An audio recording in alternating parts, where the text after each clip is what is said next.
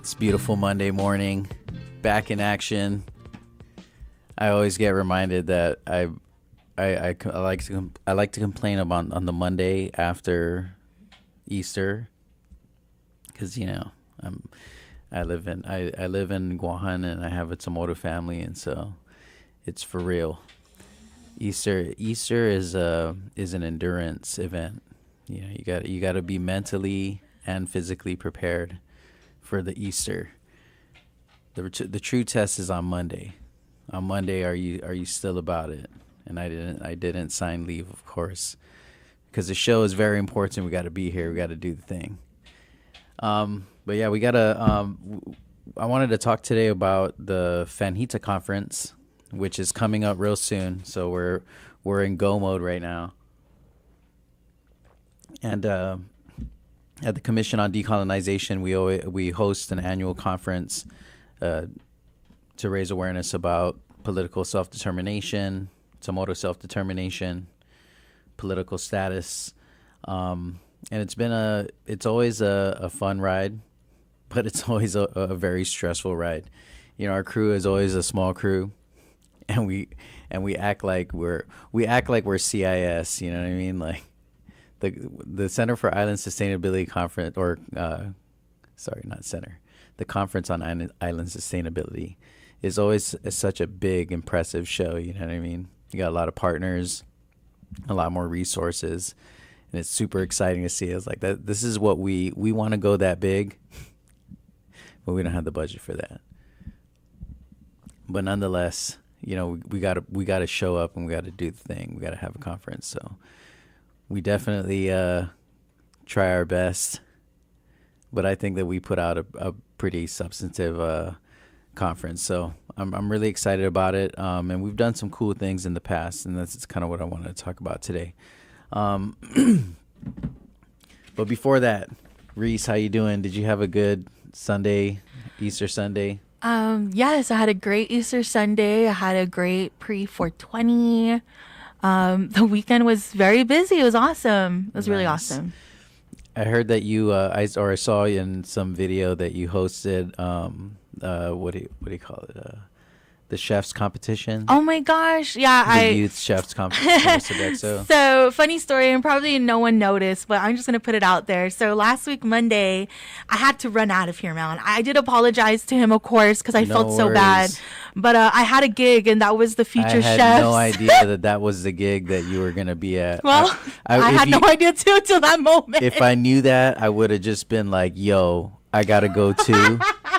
I'm going to just hop in Reese's ride, and we're going down to PC Lujan, right? We should have, man. I should have informed you guys. My nephew was in that competition. Yes, he was. Yeah. What did he make? No, I'm trying to think. Shout out to Pulan. Oh, yeah. Pulan, my sister's son. Yep. Yeah, I saw that, and I was like, hey, I know that last name, too. Yep. So Pulan made a miso mac and cheese. Yes. Dairy-free mac and cheese. We were so impressed by that. I was even talking to some of the Sodexo workers, and they're like, this is dairy-free. This is like the best dairy-free mac and cheese I've ever had. Yeah. There's no milk. There's no nothing. Yeah. I was like, man, these kids. But yeah, thank you. Thanks for recognizing that. That was really fun, man. Shout out to all the kids. I said this last time on the air, or not here, but on Power. I was talking about how Senator Chris Barnett, right? He said, you kids you're good to get married, but not yet. But you're good to get married. And I laughed because I was like, man, I'm not even ready yet then. I can't even cook half these things the kids cook. That was my conversation with my daughter is turning, she's going to be 9 this year, my youngest daughter. Mm-hmm. And she said, when it's time for college, I'm moving far away from here. Oh. And I was like, oh. I think she was just giving me and mom attitude at the time. But I was like, man, girl, you still got a lot of boxes you got to check off. Like, you got to be able to cook. Mm-hmm. You got to be able to do your own laundry, mm-hmm. clean your house. And did I ever tell you a story when I had the 2 most disgusting roommates I've ever had in my life? No. And the kind of trauma that I endured in that semester in college. Like, trust me, Nan, You need to learn how to do these things. I was like a wizard in college when I showed up at the Okay. laundromat in the dorms. Yeah. Yeah, I was totally a wizard because I knew how to like work a washing machine. Yeah. Like people would ask, I thought it would just be like a one-off, one random person is lost. No sweat. It's a lot of people. Mm-hmm. But like every day I go do laundry, some random teenager, we're all like 17, 18 years Yeah. old. Some random teenager would be like, bro, do you know how to work this thing? Oh no. Man, can you show me how to how much of this do I put in here? Oh. Like, are you serious? I mean, first of all, it's written on the underside of the There's a little paper there's there. a sign right there, man. What else? But man, I was doing my laundry since I was a kid. Anyhow, that's just what you do. That's what you do, and you show up on Monday and do the show. And here we are. But yeah, we are gearing up for Fanhita conference. It's a really exciting time for the Commission on Decolonization. The very first Fanhita conference was held in 2019, which was a super cool thing. That was I will never forget it because that was definitely that was a tough one. That was my first year working at the Commission on Decolonization. Prior to working at the commission, I was a volunteer, and so I used to volunteer with one of the task forces. And we would attend Commission on Decolonization meetings, the public meeting at monthly meeting, and so when I got a chance to apply for the position, and when I got the job, I was really excited about the prospect of doing a conference, doing something that brings the community together into a more extended conversation, a more extended dialogue, and that connects people with movers and shakers that maybe they hadn't known before or heard of before, or even just maybe they know them, they know who they are, they're familiar with their work, but they've never had a chance to engage with them. And so conference was a super exciting prospect. I didn't know what we were getting into back in 2019. I had no idea. And at the time we had the luxury of having funding that year because the Department of Interior had given, this is under the Obama administration. The Obama administration had put aside a budget of money for every non-self-governing territory. So everyone got it. American Samoa, U.S. Virgin Islands, Puerto Rico, Guam, and I swear CNMI got it too. That one I'm not positive on. If somebody out there knows, correct me. I don't know if CNMI got it, but for sure the 4 territories got it. And so part of what we used that funding for was to produce the Gihamotna study that is really the foundation of our educational campaign. We commissioned that study, and then we built out all of the platform, I guess, the image and marketing platform, just to have a consistent logo and a look, and create all these accounts, these social media accounts. And that was just because we knew that we wouldn't always have this money, right? We'd have to just build out these platforms that we could maintain on free media. And that's why you see the Commission on Decolonization all over social media, because it's a free platform where we can get information out to people. And so we invested heavily in that. And then, of course, the last thing was the conference, the Fanhita conference, the very first one. The conference was on September 12th and 13th at the Sheraton, formerly Sheraton Laguna, Guam. And it was done in collaboration with the University of Guam and PBS Guam. It was an awesome experience. We had quite a roster of presenters and attendees. Just to give you a list, I'm gonna flex on this list. This was exciting. We had our list of presenters were former president of Palau, Johnson Torrebiang, We had the lieutenant governor, still sitting lieutenant governor of the U.S. Virgin Islands, the Honorable Tregenza Roche. Actually, no, I think he is former now. I don't know if he's still lieutenant governor. I'm not positive on that. But he was lieutenant governor at the time. We had the now deceased Defuntans Felicidad Ogumoro, who is the former CNMI representative. She was awesome. And I felt, she recently passed. Rest in peace to her, and condolences to her family.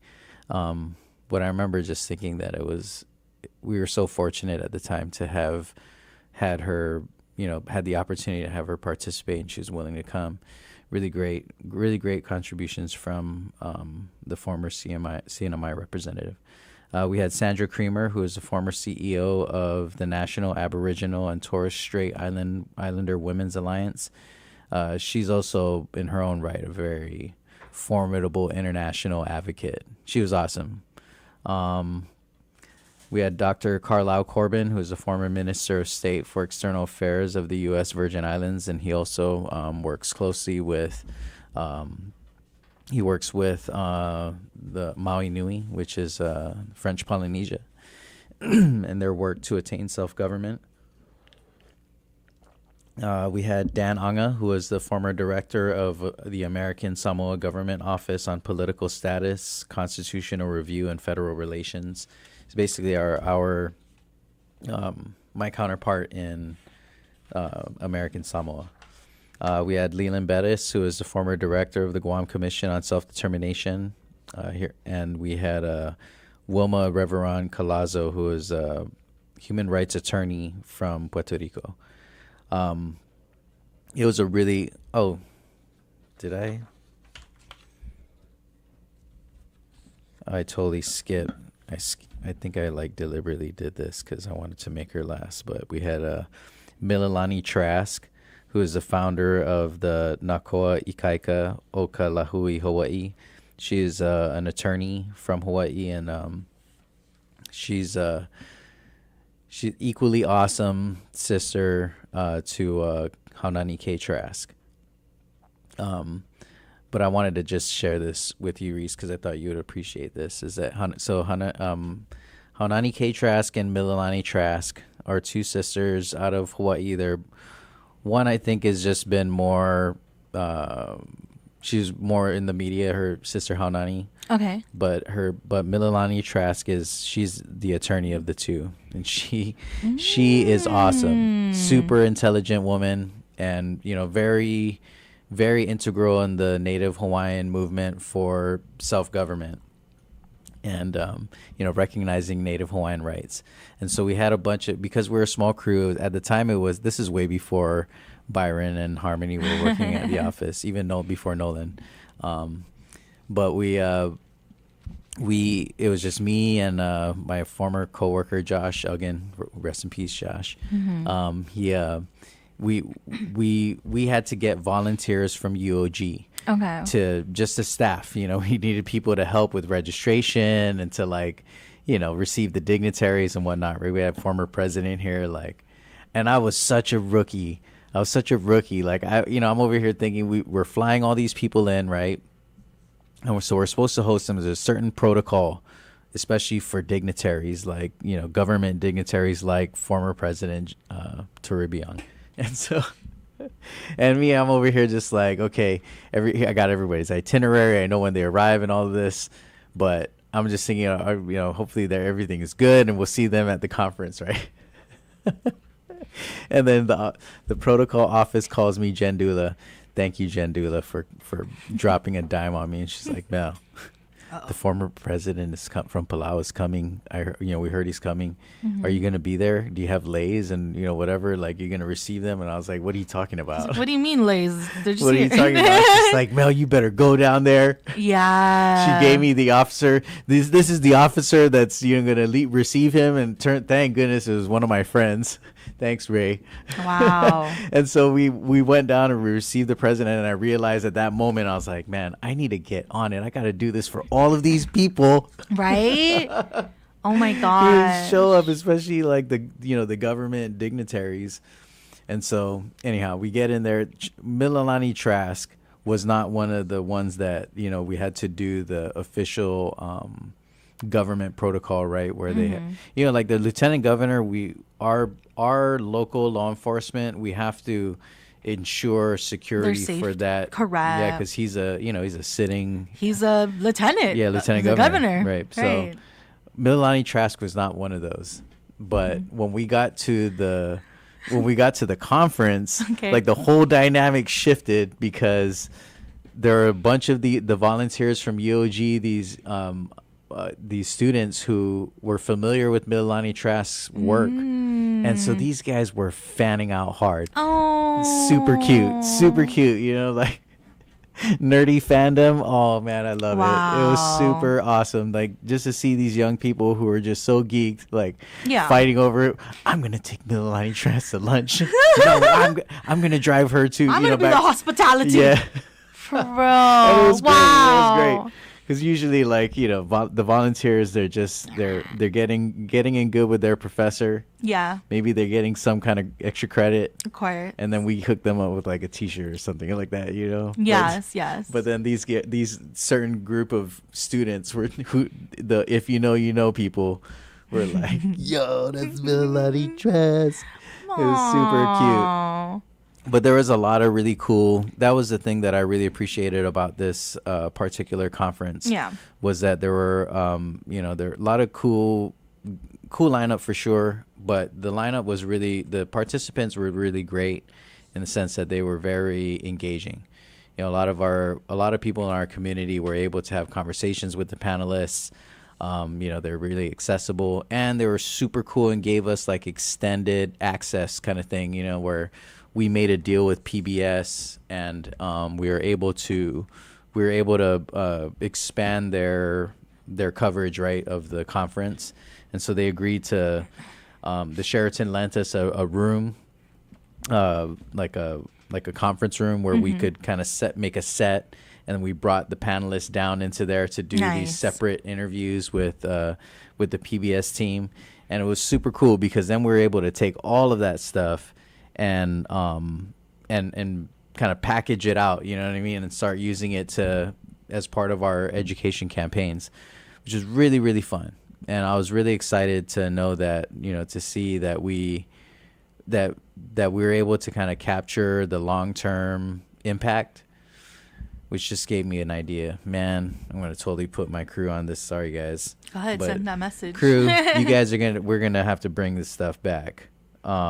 We're gonna have to resurface this footage and get it back out there and recirculate it because it was really great conversations. Oh, see, Patty is even texting me right now telling me that Trask was her hero back in Hawaii in the 80s when she came to Guam at that time. She was gushing over interviewing her. Oh, yeah. Thank you, Patty.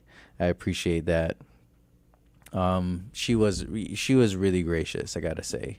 She was very, very intelligent, very passionate, and she was really open to talking to people, and I think that was the best part. We ended up requesting like a leaders conference or a leaders engagement after the conference, where the conference panelists could meet with our local leaders and just to have a discussion, not in a panel setting or a conference setting where there's tons of people.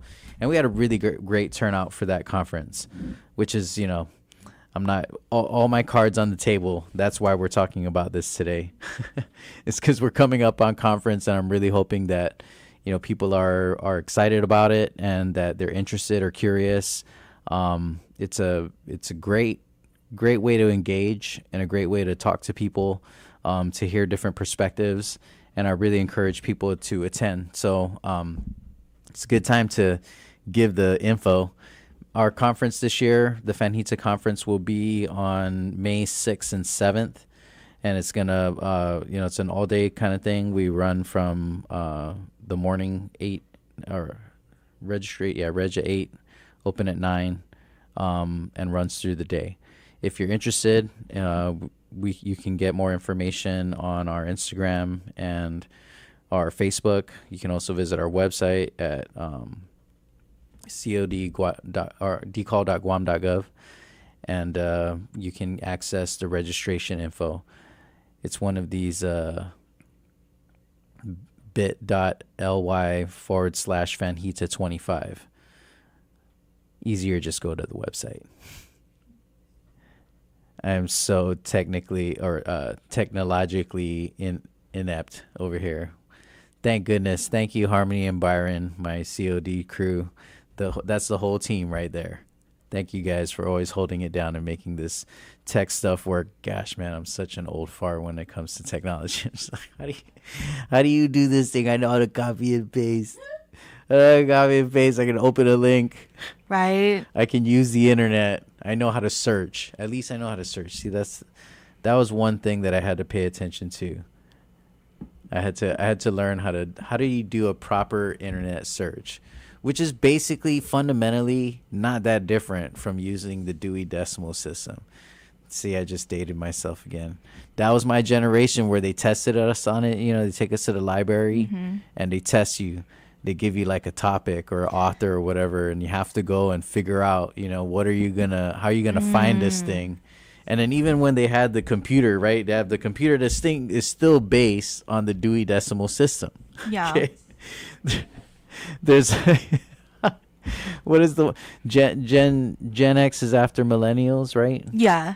And then after Gen X is Gen Z. Yeah, so there's like Gen X and Gen Z's out there that are like, what is a Dewey Decimal? Is that one of the ducks in the Disney cartoon? Oh no, not the ducks. But for real, yo. Wow. Even the computer system was Dewey Decimal fundamentals, man. You had to still like figure out how to search, you know, what are you searching for? Author and topic. You got to get the keywords. Don't just write some big run-on sentence. No. Man, my students used to drive me crazy when I take them to the library and they're just like lost. Like, sir. Like, where do I look for it? What are we doing here? It's like, bro. What do you mean? This is a library, man. You never been in here? Sir, it's my first time in here. Oh, man. Wow. Yeah, it do be like that. It really do. And I'm, you know,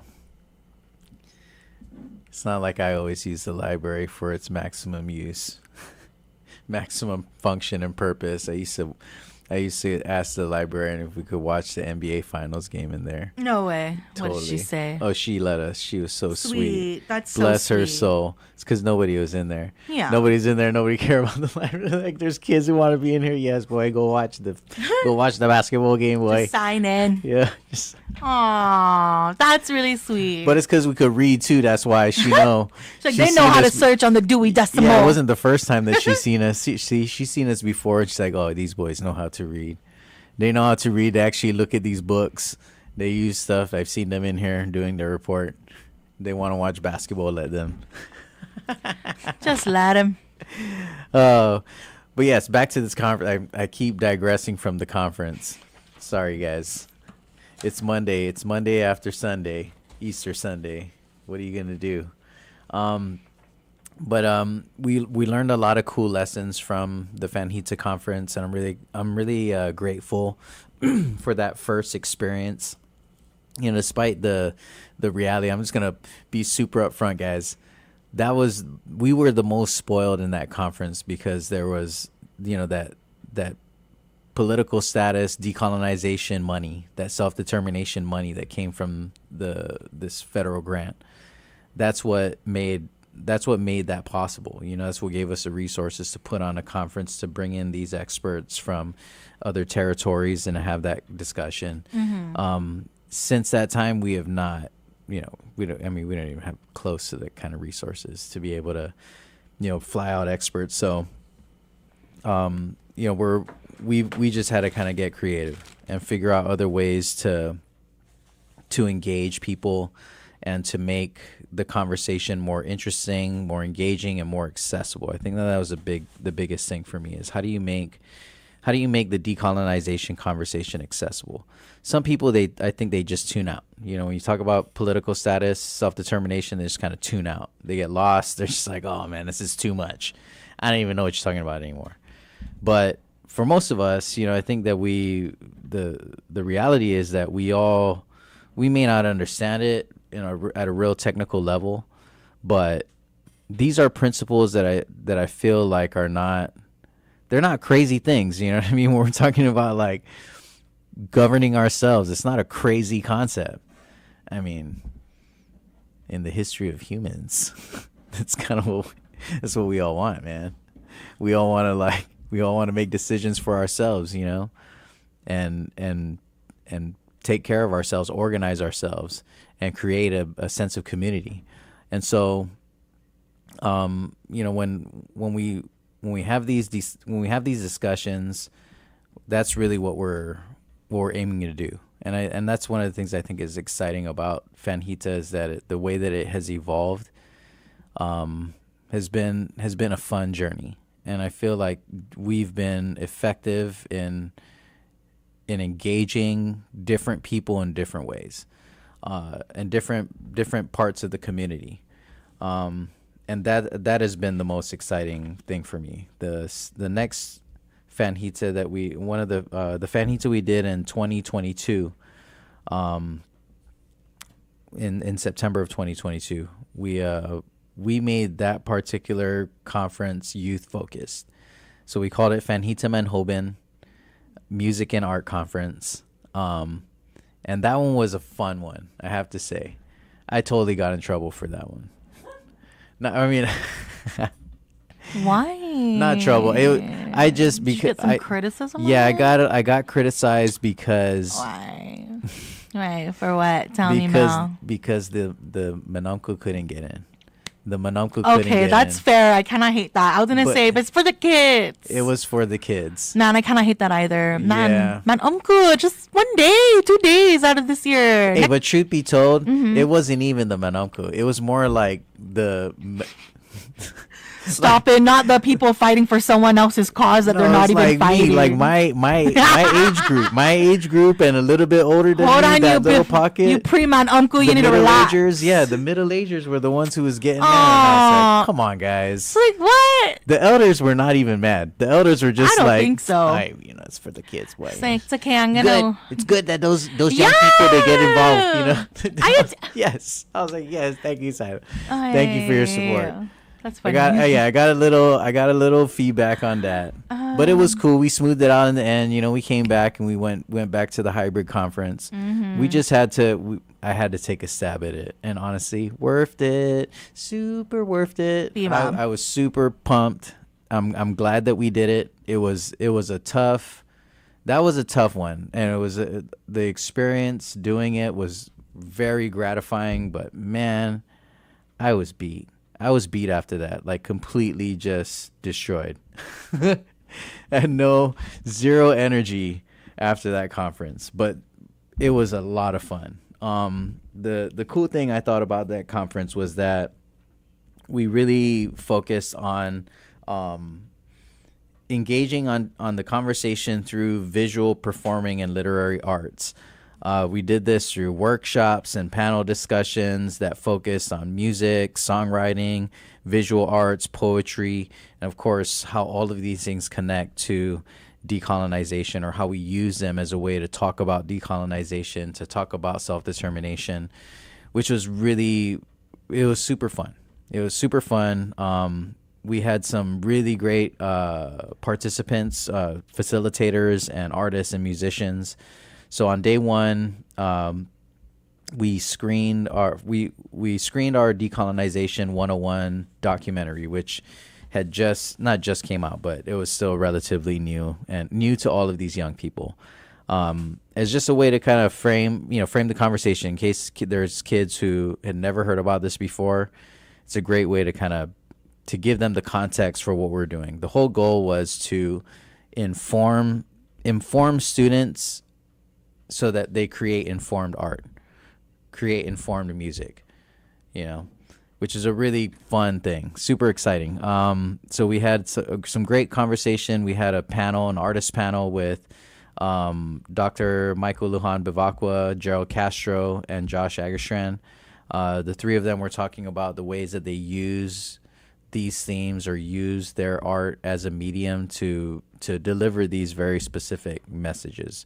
We had workshops where the students were able to go into a track, like the painters go on the painting track and the musicians go on the music track, and different tracks did different things. We had them do hands-on, creation, where after, and this is all done after they've gone through these different workshops where the theme is all about self-government. It's all about our history of political self-determination. How do we strive for the Tomoto people to exercise their rights to govern themselves?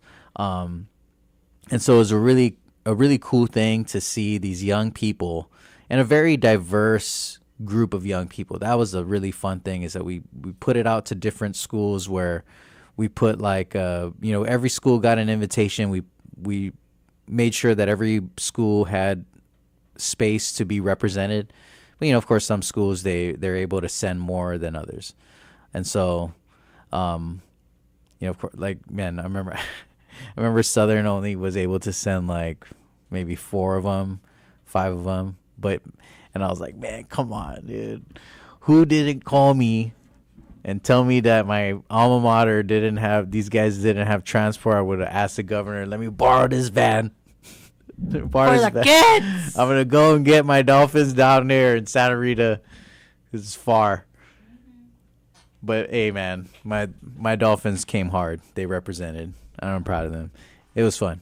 And so every school had representation, and the kids were very, very diverse, culturally, ethnically diverse. And every student, I felt, was really was very excited and very engaged. And on our exit survey, all the students said that they really enjoyed themselves and they learned a lot. They would come again.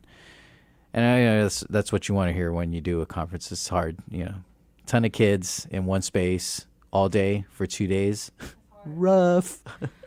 You're literally a teacher again. Welcome back to school. That was the fun part. That was the fun part, was that I got to be a teacher again. I'm so glad. I really feel like the youth are such a big part of all these conferences. I mean, I agree.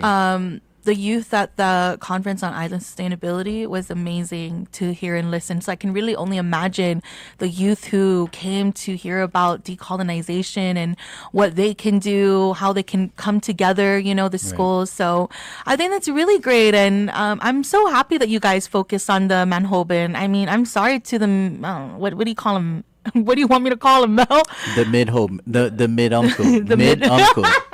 The mid-uncles, sorry that you couldn't come, but, we really, I appreciate you guys, kind of expressing that, but I also feel like it's important because, like you always talk about, Melvin, our youth is our future generation. They're the ones who are going to take on the laws that we decide today. Yeah. So I think it's really important that we had something just specifically for them. I mean, the way their minds work when they're together, especially, I feel like when you pair them up with adults, they're like, oh, you know what I mean? But when they're with their own youth, their own age group or whatever, I think they really work the wheels in their brains. They're like, oh man, I feel the same way. You know what I mean? It's very relatable for them. And so I appreciate that. Thank you. Are you going to have another youth segment in this one? Well, we have continued every conference since then. We've just made it a hybrid. So we what we do is we reach out directly to schools especially schools that we know are doing things. Like for example, GW is always on the list. It's always on the list, and that's because GW is the school that has built their own Youth for Decolonization student organization, which is it's a game changer, because what they do is, and shout out to their advisor, Miss Underwood, Sophia Underwood. She's awesome and very, really cultivates these young minds and gives them space to work, and organize. But that's the reason why GW is kind of stands out when we do things like this, and we always make sure we have space for them, is just because the students independently organize and say, this is what we want, this is what we want to, this is what's important to us, what we want to talk about. And so they have, an organizational structure. In order to be a club, you got to be, you got to submit your bylaws and everything, right? You got to have an organization, a place to meet, an advisor. And so, it's cool the way that these young people have taken it on themselves to engage with other students and try to bring them in, try to educate them. And so we work very closely with the student organization. We just, we provide them all of the education materials that we have, all of the stuff that we produce. That we spend government money on producing these materials, and they're for the people. If anybody ever charge you for our awesome canvas bag, you need to call me. You need to call me, man. Oh snap! Yeah, that's illegal. You cannot be charged for the awesome study that we put together. I know that the knowledge that is contained in this study is priceless. This is free, people. How dare you? And I know that it's a really beautifully bound book. Okay, perfect bind. Shout out to UOG Press. Thanks for hooking it up. Doing good work on it and getting this thing done for us. I know they're nice resources, guys, but don't let them charge you for it, okay? But yeah, so when the Youth for Decall Club is asking for information, I mean, absolutely, it helps us. These are the kinds of partnerships that are really fun. There's always a lot of value in partnering with a larger organization that has other resources and want to donate stuff or prizes or whatever. Those are all great. We appreciate like this partnership with Glimpses. This is a winner. We're only on the air because Glimpses want to be friends with us, which is awesome, super awesome. Because obviously this airtime has value. This airtime is this is the business model for Wave and Glimpses, right? You create value by having airspace and all the infrastructure to put a voice and a message on the airwaves, and that costs money. These ads cost money, to be able to partner with the Commission on Decolonization and basically donate the value of this airspace so that we can have a conversation is awesome, super awesome for us. And so but I gotta say, like, working with young people, like these organizations, those are really exciting because there's no like other gain from it, like even if, just to be fair, okay, you guys have heard Reese's disclaimer before every show, right? The views and opinions expressed by the on the show are that of the show hosts and callers and not Glimpses, okay? Just don't get it twisted. Or any of the sponsors, okay? Because we cannot piss off the sponsors, which is fair, you know what I mean? It's super fair. But I think that that's also the benefit of having Crazy Melvin on the radio, is that, like, it's different. It's different. The views are not all the same. You get a good variety on the wave, and that's what's up. And even that has value, that fills space. But like, the Youth for Decolonization Club they're not like pocketing the handbags and the educational resources. They're not like hoarding the stickers and playing them like pogs. They're like altruistically like, man, this is just really interesting to us and I want to tell my friends about it. Can I get some stickers? Because my friends, they like stickers. I'm like, yes, dude, go get us stickers, guys. These teenagers want slaps. Hook them up. It's fun. I love it. And so I'm really excited. I'm really excited about what I'm hoping that we get some returning kids from our previous conferences. And I'm not going to front, we totally baited these kids like with cool acts, you know what I mean? Cool artists. So that when they see them, they're like, oh, the John Dank show's going to be there. Yes. Yeah. Yes. Of course I want to be there. Almost there. It's super fun, you know what I mean? And even the artists, that was a cool thing. The artists really, they knew these people that were running workshop. Joey Certeza, my party Joey. Thank you, Joey. You're the best. Joey Certeza did art workshops. People were familiar with Dr. Bavacqua and Guam Bus, which I thought was super fun, like a super cool element to it, you know? So really exciting.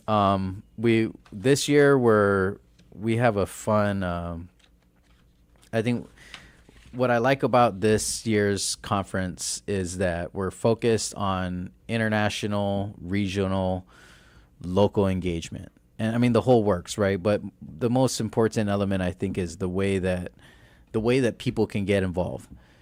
And I think that's the real exciting piece, right? Is when people get involved, when they get excited about it, when they realize that there's access to it, I feel like it just changes the game. I mean, that's what makes talk radio still a thing, especially in Guam. By the way, I gotta just say, I've been enjoying this like wave, how do I say, advertising stance and theme, and like the whole like this is the, we want to hear from you. Here's the number. This is talk radio is for every voice matters. Was that I swear Paulie and Patty both had something where they said the same thing. Like very clear, like messaging branding. Yes. Reese knows. We want to hear from you. We want to hear from you. From you. Yeah. Whatever you have to say. I love it. We want to hear it. I mean, this is what makes, I think that's what makes this platform unique, is that there are people that, people know that there's an avenue to engage. And, most people listen to the radio like me. I hardly ever, I have felt motivated enough to call in before, and I have done it. But normally I just listen to the radio. I just listen to the thing, and I just, passively enjoy it. And I think that's most people, to be fair, most people do that. But I think that's also the fun part, right? Is that everybody knows the number, whether we're going to call in or not. we know the number. We know that we can. We know where your live stream at.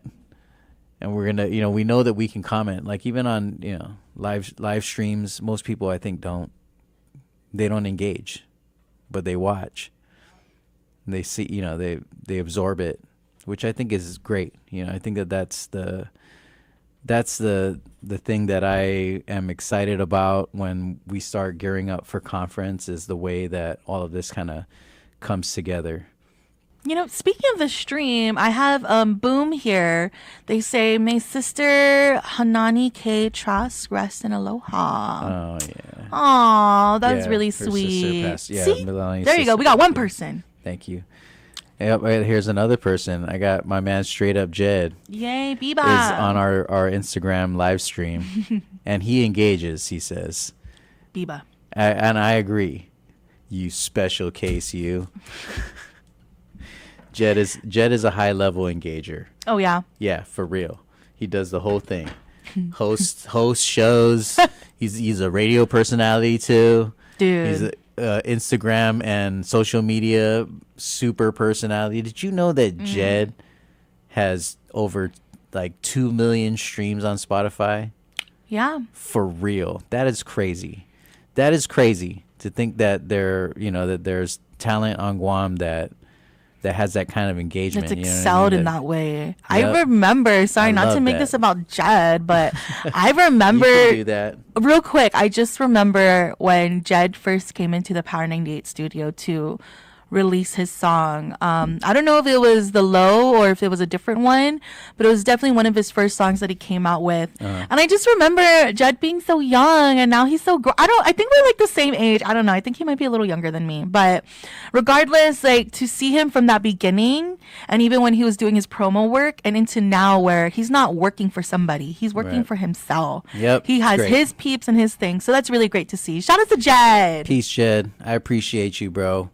But yeah, for sure, I think that's the thing that makes this worthy conversation on this show. Truly, is that that's what this is all about, is cultivating our talent locally, and standing on a platform that allows advancement of all of us. Like I think that's the thing that I love most about seeing Jed with over 2 million streams, is that a good amount of those millions of streamers are young kids from Guam who are like, yes, dude, I seen that guy literally at a Ganya shopping center.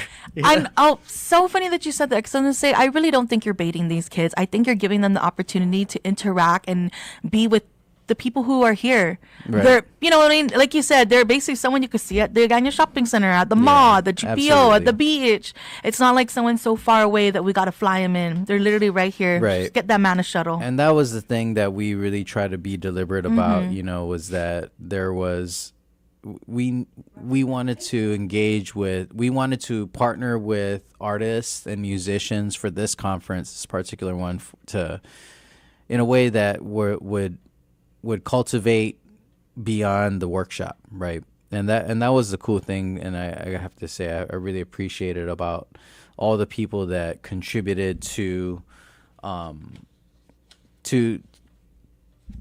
cultivating these relationships with these young kids, and to cultivating their work as artists.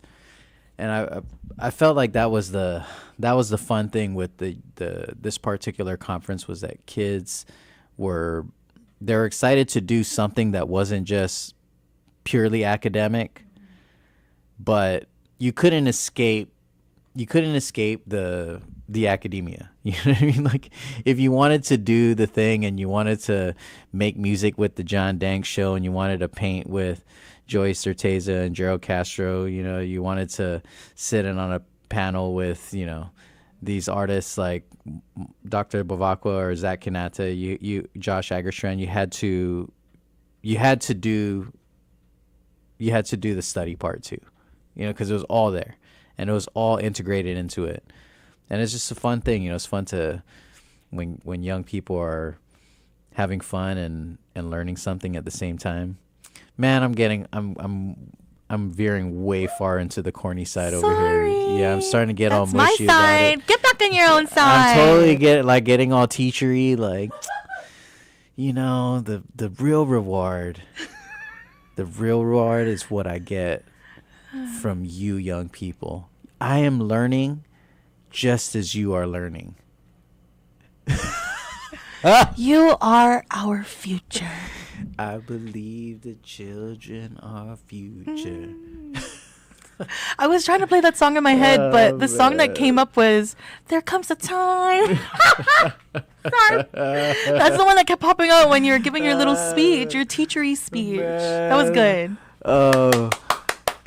And he meant that. Disclaimer, But he was being really in my corny heart, about it, but he means it. In my heart, that's how I really am. But as a teacher, I was not that guy. Oh. I was not that guy. Or at least that's not how I imagine myself. I think that maybe it's just that my like fantastic filter of the way that I see myself was like way more grandiose than it actually was. But I thought I was like Michelle Pfeiffer, you know what I'm saying? Wow. I thought I was Michelle Pfeiffer. Yes. In Dangerous Minds, that was me. Just I wasn't blonde and white. Yes. He was brown. I was, Stand and Deliver. That's it, way more older. There you go. Let's put some color in that negative one. times a negative. It's a positive. Man, I keep dating myself. I am on it so much. Can I just say, show. I don't think anyone would know, because I feel like all ages are kind of gravitating towards these kind of movies. Like, they find them later, and they don't realize that they're older. So don't even say that. Those are good movies. Yeah, for real. If you've never watched Stand and Deliver, watch that. Watch it. For real. That was Dangerous Minds before Dangerous Minds. Yes. Yes, it was. Facts, as the young people say. No printer. They also say that. You know what always confuses me? Which one is the truth?